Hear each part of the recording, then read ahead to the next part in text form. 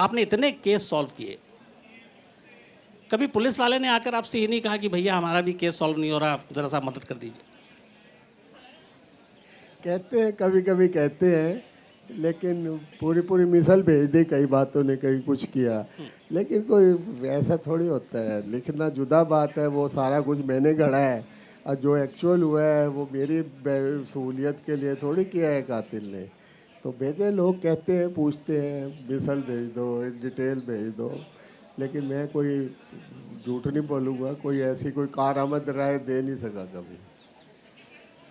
आपने इतनी सारी कहानियाँ लिखी क्राइम के ऊपर, तो कभी उन कहानियों का, उस क्राइम का आपके जहन पे, आपके दिमाग पे भी असर हुआ? बहुत ज़्यादा, बहुत ज़्यादा। सारी रात सपने यही आते हैं। क्या कत्ल कर दूं? हाँ, खराब सपने, बड़ी बड़ी बड़ी वो डिफेक्टिव लाइफ हो गई है बहुत ज़्यादा। मैं नोएडा में रहता हूँ, नोएडा से यहाँ तक आ रहा था, सोच रहा था मेरा एक्सीडेंट हो जाए तो क्या होगा वहाँ, जो मेरा सेक्शन है कुछ हो पाएगा या नहीं। तो आपने इतने क्रिमिनल भी जन्म दे रखे हैं ना अपनी किताबों बहुत में। गंदी सोच बन जाती है। रात के 2 बजे उठो तो यही लगता है किसी का खून हो गया यार, मेरी बगल में पड़ी है लाश। लेकिन एक बात मैं पहले सबको ये बताना चाहता हूँ, मैं बहुत डरपोक शख्स हूँ। मैंने ज़िंदगी में कभी कार्प्स नहीं देखी, लाश नहीं देखी। मैंने ज़िंदगी में कभी कोई वेपन हैंडल करके नहीं देखा। मेरे को खून देख के दहशत होती है, मैं खुद बेहोश हो सकता हूँ, लेकिन उस वक़्त लिखा जाता है जैसे कारोबार है। आपको लाश नहीं देखी जाती, खून देख के दहशत होती है, हथियार आपने कभी देखा नहीं, बट ये सारी चीज़ें आपने अपनी किताबों में लिख डाली। भाई ये एकेडमिक बातें, तैयारी करनी पड़ती है, होमवर्क करना पड़ता है, जो नहीं आता वो सीखना पड़ता है, जो सीखने से भी ना आए वो बारो करना पड़ता है।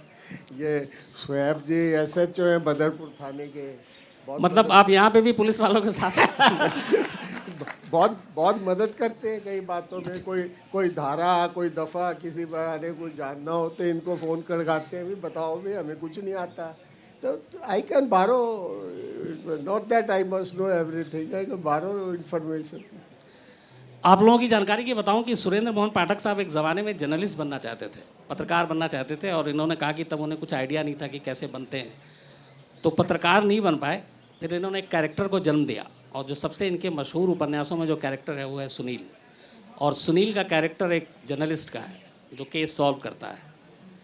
तो कहीं ना कहीं ऐसा तो नहीं है कि आप चूँकि पत्रकार नहीं बन पाए तो आपने सुनील को पैदा किया और सुनील के अंदर खुद को हमेशा देखा? यही किया है, एग्जैक्टली यही किया है।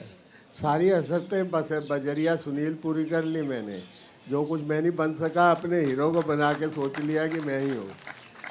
और जिस वक्त मैंने 122 नावल सुनील सीरीज़ के लिखे हैं 60 साल के वक्फे में, जिस वक्त मैं सुनील लिख रहा होता हूँ उसमें इतना ज़्यादा इन्वॉल्व होता हूँ कि मुझे भूल जाता है कि ये फिक्टिशियस कैरेक्टर है।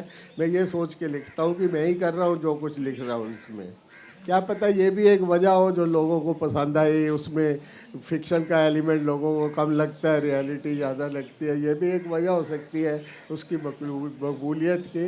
नहीं तो 122 नावल एक ही करेक्टर को लेके चलाना कोई आसान काम नहीं है।